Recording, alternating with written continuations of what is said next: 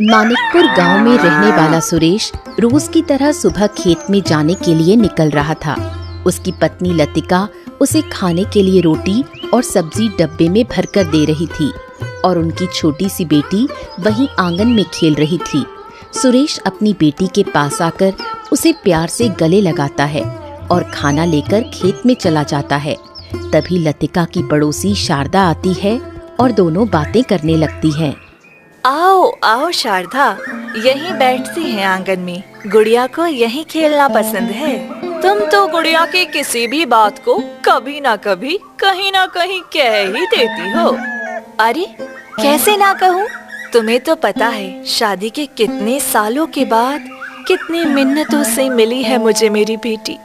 मेरे ससुराल वाले तो इनकी दूसरी शादी करने की बात कर रहे थे, लेकिन उन्होंने अपने घर वालों की एक भी बात नहीं मानी और मुझे लेकर इस गांव में आ गए।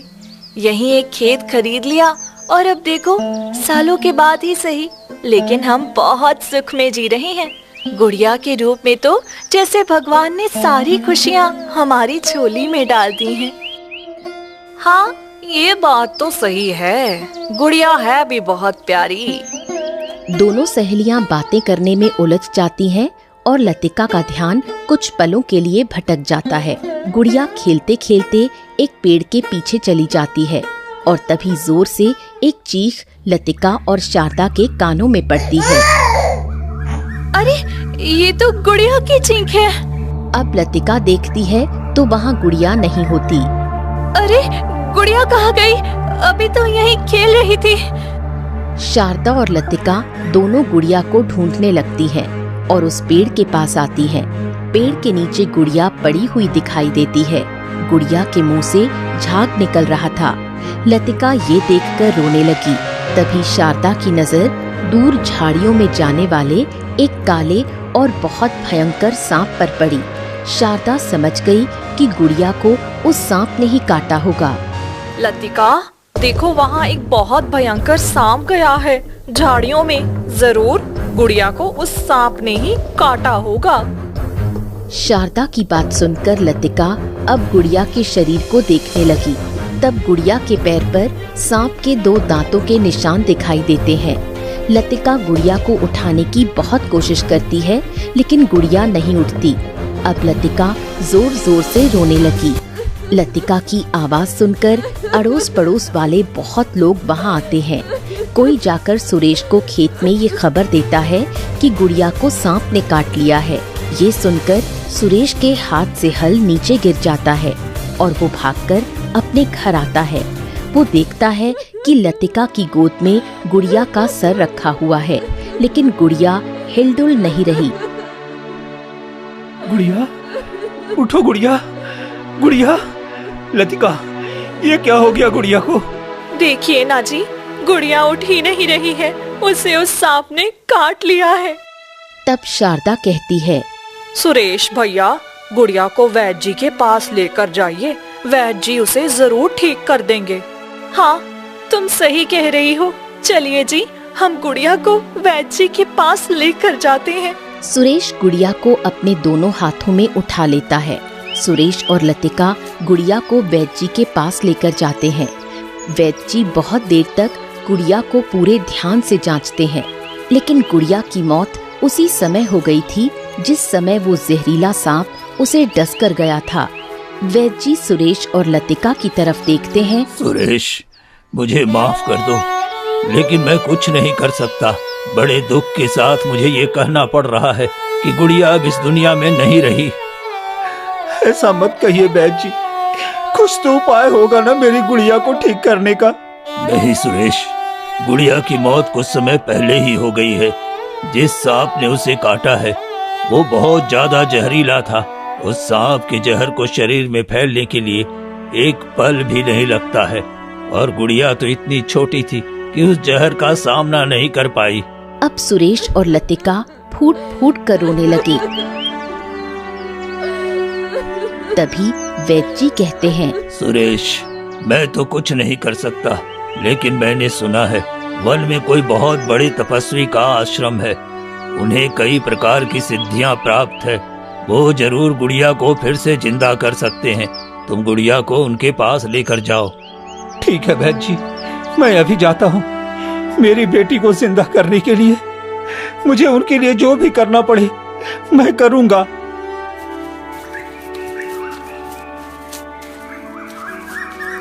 फिर सुरेश और लतिका गुड़िया को उठाकर वन में आते हैं। वन में उन्हें एक आश्रम दिखाई देता है। सुरेश समझ जाता है कि ये वही आश्रम होगा। वो दोनों गुड़िया को उठाए हुए उस आश्रम में जाते हैं। आश्रम के बाहर खड़े रहकर सुरेश देखता है तो तपस्वी जी ध्यान में होते हैं। सुरेश और लतिका तपस्वी जी का ध्यान पूरा होने तक वहीं खड़े रहते हैं। कुछ देर के बाद तपस्वी जी अपनी आंखें खोलते हैं। सुरेश तपस्वी के पास जाकर उनके पैर पकड़ लेता है। तपस्वी जी, हम पर उपकार कीजिए, मेरी बेटी को जीवन दान दे दीजिए। तपस्वी जी सुरेश को सहारा देकर खड़ा करते हैं। क्या हुआ पुत्र, तुम इतने विचलित क्यों हो? सुरेश आश्रम के बाहर इशारा करता है। वहाँ एक आसन पर गुड़िया के शव को उसने रखा था और लतिका वहीं बैठकर रो रही थी। ये देखकर तपस्वी जी समझ जाते हैं कि कोई बहुत बड़ी समस्या है। फिर वो गुड़िया के शव के पास आते हैं। तपस्वी जी, मेरी बेटी को बहुत जहरीले सांप ने काट लिया है। आपके पास तो बड़ी बड़ी सिद्धियां हैं। आप कृपया मेरी बेटी को फिर से जीवित कर दीजिए। अब तपस्वी जी गुड़िया के माथे पर अपना हाथ रखते हैं और देखते हैं कि उसके साथ क्या हुआ है। पुत्र, तुम्हारी बेटी को जिस सर्प ने काटा है वो कोई सामान्य सर्प नहीं है। उस सांप ने बदले की भावना से तुम्हारी बेटी के प्राण लिए हैं। मैं इसे जीवित नहीं कर सकता। ऐसा मत कहिए तपस्वी जी, मेरी बेटी को जीवित कीजिए। कितनी मिन्नतों के बाद हमें संतान का सुख मिला था और अब हमारी बेटी हमें छोड़कर चली जाएगी तो हम फिर से निसंतान हो जाएंगे। मेरे पास सिद्धियां हैं, परंतु जिस सर्प ने इसे काटा है उसका कोई विशेष उद्देश्य था। ये कहानी उसके पिछले जन्म से जुड़ी हुई है। मैंने अगर इसे जीवित कर भी दिया तो वो समय के चक्र में उल्टे फेर हो जाएगा और ये करने का अधिकार मुझे नहीं है। सुरेश अब तपस्वी जी के सामने गिड़गिड़ाने लगा। तपस्वी जी, मैं आपके सामने हाथ जोड़ता हूँ, मेरी बेटी को जीवित कर दीजिए। मैं इस बेटी को जीवित तो नहीं कर सकता, परंतु उस सर्प को यहाँ प्रकट कर सकता हूँ। यदि वो सर्प चाहेगा तो वही अपने विष को तुम्हारी बेटी के शरीर से बाहर निकाल सकता है। ठीक है तपस्वी जी, आप उस सांप को बुला लीजिए। मैं उससे प्रार्थना करूंगा कि मेरी बेटी के प्राण लौटा दे। सुरेश का दुख देखकर तपस्वी जी अपने आसन पर बैठ गए। वो अपनी आंखें बंद करते हैं और ओम भुजंगाय नमः, ओम भुजंगाय नमः। तपस्वी जी नाग को बुलाने का मंत्र जाप करने लगे। उनका जाप पूरा होने के बाद वहाँ वो भयंकर सांप प्रकट हुआ। सांप तपस्वी जी को कहता है, प्रणाम तपस्वी जी, आपने मुझे यहाँ क्यों बुलाया है? कल्याण हो सर्पराज, तुमने इस बेटी को काटा है और ये इसके माता पिता हैं। वो चाहते हैं कि इनकी बेटी फिर से जीवित हो जाए। अब तुम ही इसे फिर से जीवित कर सकते हो। हाँ, मैं इसे जीवित कर सकता हूँ, परंतु करूँगा नहीं। मैंने इसे काटने के लिए बहुत समय प्रतीक्षा की है। इसे काटने के लिए मैंने आशीर्वाद प्राप्त किया है। इसकी मृत्यु मेरे काटने से होगी, ये विधि का विधान था। सांप की ये बात किसी की समझ में नहीं आ रही थी। तपस्वी जी को ये पता चल गया था कि ये इसके पूर्व जन्म की कथा है, परंतु क्या है अभी तक उन्हें पता नहीं चला था। फिर सांप बताना शुरू करता है। कई सालों पहले महाराज रुतवाक शिकार करने के लिए वन में आए थे। उन्हें वन में आए हुए 2 दिन हो गए थे और उन्हें बहुत प्यास लगी थी। मुझे बहुत प्यास लगी है। मेरे पास जो पानी था वो खत्म हो गया है। 2 दिनों से कोई शिकार नहीं मिला है। अब थोड़ा भोजन करके विश्राम कर लेता हूँ, फिर वन और उसके भीतर जाकर शिकार खोजूंगा। महाराज पानी की तलाश में वन में घूमने लगे। वो बहुत दूर तक चलकर आते हैं, लेकिन उन्हें पानी का कोई जलाशय दिखाई नहीं देता। अरे, इस वन में तो पानी का एक भी जलाशय नहीं दिख रहा। अब मैं पानी का प्रबंध कहाँ से करूँ? कुछ समझ में नहीं आ रहा। महाराज ऐसे ही सोचते हुए आगे जाने लगते हैं। तब उन्हें ऐसा लगता है कि कोई उन्हें छुपकर देख रहा है। महाराज पीछे मुड़कर देखते हैं, लेकिन वहाँ कोई नहीं होता। महाराज फिर आगे चलने लगते हैं। इस बार भी उन्हें ऐसा लगता है कि कोई उनका पीछा कर रहा है। कौन होगा ऐसा जो इस वन में मेरा पीछा कर रहा है? मुझे चौकन्ना रहना होगा, कहीं मेरा कोई हित शत्रु तो नहीं होगा। फिर महाराज आगे जाकर एक बड़े पेड़ के पीछे छुप जाते हैं। उनके छुपने के बाद एक छोटी सी लड़की वहाँ आती है और अरे, कहाँ गए महाराज?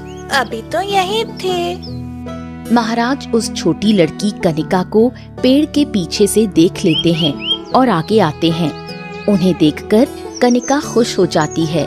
महाराज उससे पूछते हैं, तुम कौन हो छोटी बच्ची, और इस घने वन में अकेली क्या कर रही हो? मैं कनिका हूँ। मैं इस वन में भटक गई हूँ। मैं अपने माता पिता के साथ इस वन से जा रही थी। वन के पशुओं ने मेरे माता पिता को खा लिया, परंतु मैं बच गई। अच्छा, अरे तुम्हारे साथ तो ये बहुत बुरा हुआ। महाराज, मेरी एक इच्छा है, क्या आप पूरी करेंगे? हाँ जरूर, बताओ क्या इच्छा है तुम्हारी? महाराज, मुझे नारियल पानी पीना है। बहुत दिनों से मैंने नारियल पानी नहीं पिया है। इस वन से कोई आता जाता ही नहीं था कि जिसके पास मैं अपनी इच्छा व्यक्त कर सकूं। तुम मेरे साथ राजमहल चलो, मैं वहाँ तुम्हें बहुत सारा नारियल पानी पिलाता हूँ। नहीं, मैं ये वन छोड़कर कहीं नहीं जाऊंगी। अब ये वन ही मेरा घर है। आप मुझे यही नारियल पानी दीजिए ना। परंतु यहाँ नारियल पानी कहाँ मिल सकता है? ये तो एक वन है। हाँ, ये एक वन है, पर इस वन में एक नदी है। जिस नदी के किनारे पर नारियल का एक पेड़ है, उस पेड़ पर बड़े बड़े नारियल उगते हैं। क्या इस वन में नदी है? मुझे तो कहीं नहीं दिखाई दी। मैं तो कब से पानी की तलाश कर रहा हूँ। मुझे बहुत जोरों की प्यास लगी है। मैं आपको उस नदी के पास लेकर जाऊंगी, परंतु आप पहले मुझे वचन दीजिए कि आप मुझे पहले नारियल पानी पिलाएंगे, तो ही मैं आपको उस नदी पर लेकर जाऊंगी। महाराज कुछ देर सोच में पड़ जाते हैं। फिर वो कनिका से कहते हैं, ठीक है, मैं तुम्हें वचन देता हूँ कि मैं तुम्हें नारियल पानी पिलाऊंगा। चलो। फिर महाराज और कनिका दोनों वन के और अंदर जाने लगे।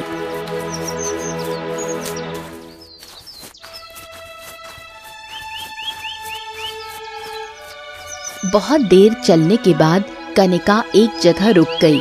महाराज भी उसके पीछे रुक गए। कनिका सामने इशारा करती है और महाराज सामने देखते हैं। महाराज के सामने एक नदी थी। पहाड़ों से एक झरना बह रहा था। महाराज कुदरत का ये नजारा देख ही रहे थे कि तभी कनिका ने कहा, वो देखिए महाराज, उस नदी के पास नारियल का पेड़ है। महाराज देखते हैं तो उन्हें नारियल का पेड़ दिखाई देता है। महाराज उस पेड़ के पास जाते हैं और देखते हैं तो बहुत सारे नारियल होते हैं। देखा महाराज, मैंने कहा था ना कि इस पेड़ पर बहुत सारे नारियल हैं। हाँ, परंतु ये पेड़ तो बहुत ज्यादा ऊंचा है। इतने ऊंचे पेड़ पर मैं कैसे चढ़ सकता हूँ? परंतु आपने तो कहा था कि आप मुझे नारियल पानी पिलाएंगे। हाँ, मैंने कहा था। मैं अपने कुछ सेवकों को बुलाता हूँ। मेरे सेवक इस पेड़ पर चढ़कर तुम्हारे लिए नारियल नीचे ले आएंगे। आप भूल रहे हैं महाराज कि आपने मुझे वचन दिया है कि आप मुझे नारियल उतार कर देंगे। अब यदि आपके सेवकों ने नारियल उतारे तो ये तो आपके वचन का भंग होगा। कनिका की ये बात सुनकर महाराज विचार करने लगते हैं कि अब क्या किया जाए। महाराज बहुत देर तक विचार करते हैं। फिर ठीक है, मैं अपने वचन को भंग नहीं कर सकता, इसलिए इस पेड़ पर चढ़कर तुम्हारे लिए नारियल मैं ले आता हूँ। ऐसा कहकर महाराज पेड़ पर चढ़ने के लिए तैयार हो जाते हैं। वो अब पेड़ पर चढ़ने ही वाले होते हैं कि तभी वहाँ एक शेर, हाथी और खरगोश आता है।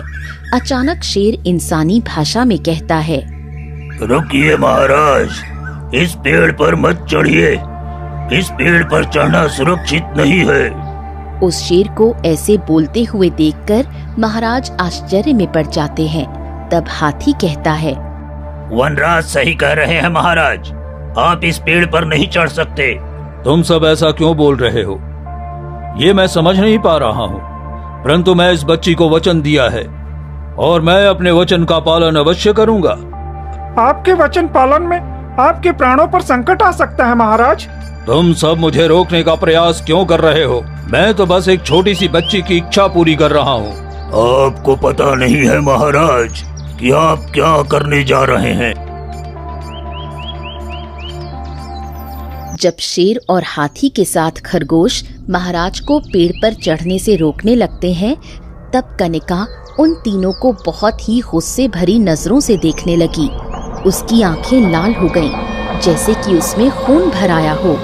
शेर और हाथी महाराज को समझाने का प्रयास कर रहे थे कि इस पर चढ़ना उनके लिए खतरे से खाली नहीं। महाराज, आपको सचेत करना हमारा कर्तव्य था, हम अपने कर्तव्य से पीछे नहीं हट सकते। जिस प्रकार तुम सब अपना कर्तव्य पालन कर रहे हो, उसी प्रकार अपने वचन का पालन मैं कर रहा हूँ। मैं सूर्यवंशी राजा हूँ और हर सूर्यवंशी राजा अपने दिए हुए वचन का पालन करता है, फिर चाहे उसे अपने प्राणों का ही त्याग क्यों न करना पड़े। महाराज की ये बात सुनकर कनिका के चेहरे पर अजीब सी मुस्कुराहट छा गई। हाथी, शेर और खरगोश भी समझ गए कि अब कुछ नहीं हो सकता। महाराज अब पेड़ पर चढ़ने लगते हैं। अचानक जोरों की बारिश हो जाती है। बारिश की वजह से महाराज का पैर पेड़ से फिसलने लगता है, लेकिन फिर भी महाराज आगे चढ़ते रहते हैं। तभी शेर फिर से कहता है, महाराज, जिस कनिका के लिए आप अपने प्राणों को संकट में डाल रहे हैं, वो कोई मनुष्य नहीं है, वो मायावी सर्प है। ये सुनकर महाराज नीचे देखते हैं। अब कनिका की लाल आंखें उन्हें दिखाई देती हैं। कनिका शेर को गुस्से से देखती है। अचानक उसके शरीर से काले रंग का धुआं उठने लगा और वो एक भयानक नागिन में बदल गई। कनिका एक इच्छाधारी नागिन थी जो रूप बदलने की शक्ति रखती थी। अब महाराज समझ जाते हैं कि उस नागिन ने उन्हें अपने जाल में फंसा लिया है। महाराज, ये एक दुष्ट इच्छाधारी नागिन है जो अपने रूप बदलकर दूसरों को परेशान करती है। आज तक इसने कई प्राणियों की हत्या की है। इसने इस वन के नियम को तोड़कर कई मनुष्यों को भी अपना शिकार बनाया है। ये मायावी होने के साथ साथ इतनी दुष्ट है कि इसने कई प्राणियों के छोटे छोटे बच्चे और उनके अंडे भी खा लिए हैं। इसके भय से ही वन के सभी प्राणी छुप कर बैठे रहते हैं। ये कब किस रूप में सामने आ जाए, ये किसी को पता नहीं होता। अब महाराज समझ जाते हैं कि वो कितने बड़े संकट में फंसे हैं, पर वो किसी भी हालत में अपने वचन को भंग नहीं कर सकते थे। तुम तीनों का मुझे सचेत करने के लिए धन्यवाद, परंतु जैसा मैंने कहा कि अपने वचन का त्याग नहीं कर सकता, मुझे इस पेड़ पर ऊपर तक चढ़ना ही होगा। ऐसा कहकर महाराज फिर से पेड़ पर चढ़ने लगे। बारिश तेज होने लगी। बारिश का पानी पेड़ पर से बहने लगा और अब महाराज को पेड़ पर चढ़ना मुश्किल लगने लगा। नीचे से शेर, हाथी और खरगोश चिंता भरी नजरों से महाराज को देखने लगे। वहीं नागिन अजीब सी हंसी के साथ महाराज को देख रही थी। महाराज ऊपर जा रहे थे, तभी तेजी से बिजली कड़की और महाराज ने अपने शरीर का संतुलन खो दिया। महाराज का हाथ छूट गया और वो नीचे आ गिरे। जमीन पर गिरने से सर से खून बहने लगा। दुष्ट नागिन ये देखकर मुस्कुराने लगी। शेर, हाथी और खरगोश महाराज के पास आते हैं और महाराज, महाराज, आप ठीक है ना? महाराज, चलिए, आपको उपचार की आवश्यकता है। यहीं पास एक साधु महात्मा की कुटी है, वो आपका उपचार कर सकते हैं। मुझे नहीं लगता।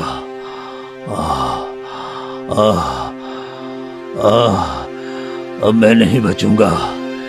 इस दुष्ट के कारण मेरी मृत्यु हो जाएगी, परंतु इसके दुष्कर्म का दंड इसे मिलकर रहेगा। इस जन्म में नहीं तो अगले जन्म में, परंतु इसका ये कर्म इसका दुर्भाग्य बन जाएगा। ये निश्चित है, ये निश्चित है। तुम क्या मुझे दंड दोगे? मेरा कोई कुछ नहीं बिगाड़ सकता। इतना अहंकार अच्छा नहीं है नागिन। महाराज के हृदय से निकला हुआ ये श्राप कभी व्यर्थ नहीं जाएगा। तभी वहाँ वो साधु आते हैं। उन्हें देखकर साधु बाबा, मैं अब अपने अंतिम समय में हूँ। मुझे ये आशीर्वाद दीजिए कि इस दुष्ट नागिन से मैं अपनी मृत्यु का प्रतिशोध ले सकूं। इस जन्म में तो नहीं, परंतु अगले जन्म में मैं इसका काल बनकर जन्म लूं। महाराज, इस जन्म में इस नागिन ने घोर तपस्या करके एक वरदान प्राप्त किया है, इसलिए मैं भी इसे दंड नहीं दे सकता, परंतु इस सुदंडता का दंड इसे अवश्य मिलेगा। ये मेरा श्राप है इसे। मैं आपको ये आशीर्वाद देता हूँ कि अगले जन्म में आप ही इसकी मृत्यु का कारण बनेंगे। साधु बाबा की वाणी सुनकर अब नागिन को डर लगने लगा। साधु बाबा, मुझे क्षमा कर दीजिए। मैं आज के बाद कभी भी किसी को परेशान नहीं करूंगी। नहीं, किसी साधु के मुख से निकला हुआ श्राप या वरदान कभी वापस नहीं लिया जा सकता। उसे पूर्ण होना ही पड़ता है। मुझे अपने कर्मों का पश्चाताप हो गया है साधु बाबा, कृपया मुझे क्षमा कर दीजिए। तुम्हें क्षमा मुझसे नहीं, उन सभी से मांगनी चाहिए जिन्हें आज तक तुमने आहत किया है। आज तो तुम्हारे कारण एक राजा की मृत्यु होने वाली है, इसलिए क्षमा करने का तो प्रश्न ही नहीं उठता। यदि फिर भी तुम्हें आत्मग्लानि हो रही है तो इस श्राप को पूर्ण होने देना ही तुम्हारे पश्चाताप का प्रायश्चित होगा। महाराज को आशीर्वाद देकर साधु चले जाते हैं। महाराज भी अपने प्राण त्याग देते हैं। अब सबको समझ आता है कि उस समय ऐसा क्या हुआ था। सभी अब सोच में पड़ जाते हैं कि क्या करें।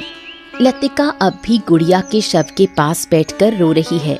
सुरेश सोच में डूबा हुआ है कि क्या उसकी बेटी जीवित होगी या नहीं। सांप अपना पक्ष सबके सामने रखकर निश्चिंत हो गया है। सर्पराज, पूर्व जन्म में आपके साथ बहुत अनुचित हुआ, ये मैं मान्य करता हूँ। आपको इस प्रकार अपने प्राण खोने पड़े, उसके कारण आपके परिवार और प्रजा को बहुत अधिक दुख और पीड़ा का सामना करना पड़ा होगा, परंतु मेरे विचार से अब आपका प्रतिशोध पूर्ण हो गया है। आपने उस वरदान का उपयोग भी कर लिया है, इसलिए अब आप इस बेटी के माता पिता के दुख का अंत कर दीजिए। इनकी बेटी को पुनः जीवित कर दीजिए। ये संभव नहीं है तपस्वी जी। यदि इस बेटी को जीवित करना है तो मुझे मेरे विष को इसके शरीर से निकालना होगा, और ऐसा करने के बाद मेरी मृत्यु हो जाएगी। मैं एक बार फिर से इसके लिए अपने प्राण त्याग नहीं सकता। ऐसा मत कहिए सर्पराज, आप चाहिए तो मुझे डस लीजिए, परंतु मेरी बेटी को जीवित कर दीजिए। नहीं, मैं ऐसा नहीं कर सकता। सुरेश सांप के सामने हाथ जोड़कर खड़ा हो जाता है। लतिका की आंखों से आंसू रुकने का नाम ही नहीं ले रहे थे।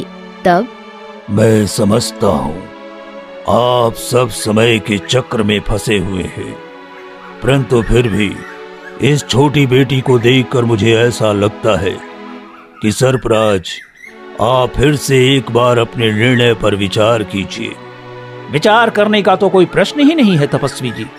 मुझे अपने प्राण प्रिय हैं। आपके प्राणों पर कोई संकट नहीं आएगा, इसका विश्वास मैं आपको दिलाता हूँ। आप बस इस बच्ची के शरीर से विष वापस ले लीजिए। मैं आपको वचन देता हूँ कि मेरे मंत्रों की शक्ति से मैं आपके प्राण बचा लूंगा। तपस्वी जी, आप इस बच्ची का इतना पक्ष क्यों ले रहे हैं? ये तो मेरे साथ हुए अन्याय का समर्थन करना है। नहीं, ना ही मैं इस बच्ची का पक्ष ले रहा हूँ और ना ही आपके साथ हुए अन्याय का समर्थन कर रहा हूँ। मैं तो बस इसके माता पिता के दुख और पीड़ा का अंत करना चाहता हूँ। ये मेरे शरण में आए हैं और एक राजा और वनवासी का ये धर्म होता है कि उसके पास शरण मांगने आए हर किसी की सहायता की जाए। मैं बस अपने धर्म का पालन करना चाहता हूँ। जिस प्रकार पूर्व जन्म में आपने अपने वचन की पूर्ति की थी। तपस्वी जी की इस बात का सांप के मन पर प्रभाव पड़ने लगा। सांप अब विचार करने लगा। कुछ देर के बाद, ठीक है तपस्वी जी, मुझे आपकी ये बात उचित लग रही है। मैं इस बच्ची के शरीर से विष वापस लेने को तैयार हूँ, परंतु मेरी एक शर्त है। सर्पराज, आपकी जो भी शर्त है वो मुझे मान्य है। आप बस मुझे मेरी बेटी के प्राण लौटाइए, मुझे और कुछ नहीं चाहिए। सांप बोलने लगा। इस वन के एक भाग में हमारा सर्प समाज रहता है। हमारे समाज को गरुड़ों का भय है। गरुड़ आकर हमारे समाज के सांपों को पकड़कर उनकी हत्या करते हैं। तुम्हें हमारी सुरक्षा का वचन देना होगा, तभी मैं तुम्हारी बेटी को जीवित कर सकता हूँ। वाह सर्पराज, आप इस स्थिति में भी अपने समाज के हित का विचार कर रहे हैं। आपके पूर्व जन्म के राजा के विचार आपके इस जन्म में भी आपके साथ हैं। सुरेश पुत्र। जी तपस्वी जी, मैं वचन देता हूँ कि उन सभी सर्पों को मैं ऐसी जगह पर ले जाऊंगा जहाँ गरुड़ उन्हें कभी परेशान नहीं करेंगे। फिर सुरेश सोचने लगा कि ऐसी कौन सी जगह हो सकती है। तब अचानक उसके सामने उसका बड़ा खेत आ गया। अब सुरेश कुछ सोचकर कहता है, सर्पराज, आप और आपका समाज मेरे खेत में आकर रह सकते हैं। मेरे खेत में आपको कोई भी दिक्कत नहीं होगी। आप अगर मेरे खेत में आश्रय लेंगे तो ये मेरा सौभाग्य होगा। ठीक है, यदि तुम वचन दे रहे हो तो मैं तुम्हारी बेटी के प्राण लौटा दूंगा। अब सांप रेंगते हुए गुड़िया के पास जाता है। जिस पैर पर उसने गुड़िया को काटा था, उसी जगह पर अपना मुंह रखकर सांप उस विष को वापस अपने शरीर में लेने लगा। जैसे जैसे विष का प्रभाव कम होने लगा, गुड़िया के शरीर में प्राण आने लगे। वो अपना हाथ हिलाने लगी। कुछ देर में सांप पूरा विष निकाल लेता है। अब गुड़िया उठकर खड़ी हो जाती है। उसे देखकर सुरेश और लतिका बहुत खुश हो जाते हैं। इधर सांप अब तड़पने लगा। उसे देखकर, तपस्वी जी, सर्पराज तड़प रहे हैं, उन्हें बचाइए। हाँ, मैं अभी अपने मंत्रों की शक्ति से सर्पराज को विष के प्रभाव से मुक्त करता हूँ। फिर तपस्वी जी एक कटोरे में दूध लेकर आते हैं। वो आसन पर बैठकर महामृत्युंजय मंत्र का जाप करने लगे। वो एक सहस्त्र जाप करते हैं और फिर वो दूध सांप को पिला देते हैं। मंत्र सिद्ध दूध पीकर सांप स्वस्थ हो जाता है। सर्पराज, अब आप स्वस्थ हो गए हैं, इसलिए अब आप अपने समाज से मिलने जा सकते हैं। सर्पराज, आपका बहुत बहुत आभार। आज आपने मेरी बेटी को फिर से जीवित करके मुझ पर बहुत बड़ा उपकार किया है। हाँ सर्पराज, आज आपने एक माँ को उसकी संतान लौटाकर उसकी ममता का सम्मान किया है। हमारी गुड़िया को हमने बहुत मिन्नतों से प्राप्त किया था। आज आपने इसको जीवित करके इसको पुनर्जन्म दिया है। मैं ये उपकार कभी नहीं भूलूंगी। सुरेश, तुमने सर्पराज को जो वचन दिया है उसकी पूर्ति करने का समय आ गया है। जी तपस्वी जी, मैं अभी जाकर अपने खेतों में सांपों को रहने की व्यवस्था करता हूँ। सांप अपने समाज से मिलने चला जाता है। सुरेश और लतिका गुड़िया को लेकर घर चले आते हैं। लतिका, मैं खेत में जाकर सांपों की रहने की व्यवस्था करता हूँ। जी देखिए, सर्पराज या सांपों को हमारे खेत में कोई समस्या ना हो। सर्पराज ने हमारे लिए जो किया है उसके बदले हमने जो कहा है वो हमें करना ही पड़ेगा, नहीं तो फिर हमारी गुड़िया पर मुसीबत ना आ जाए। सुरेश खेत में जाता है। बरगद के पेड़ के नीचे वो एक बहुत बड़ा गड्ढा खोदता है। उस गड्ढे में वो सांपों के खाने के लिए चूहे और बाकी चीजें रख देता है। फिर वो वन में जाकर सर्पराज और बाकी सांपों को अपने खेत में लेकर आता है।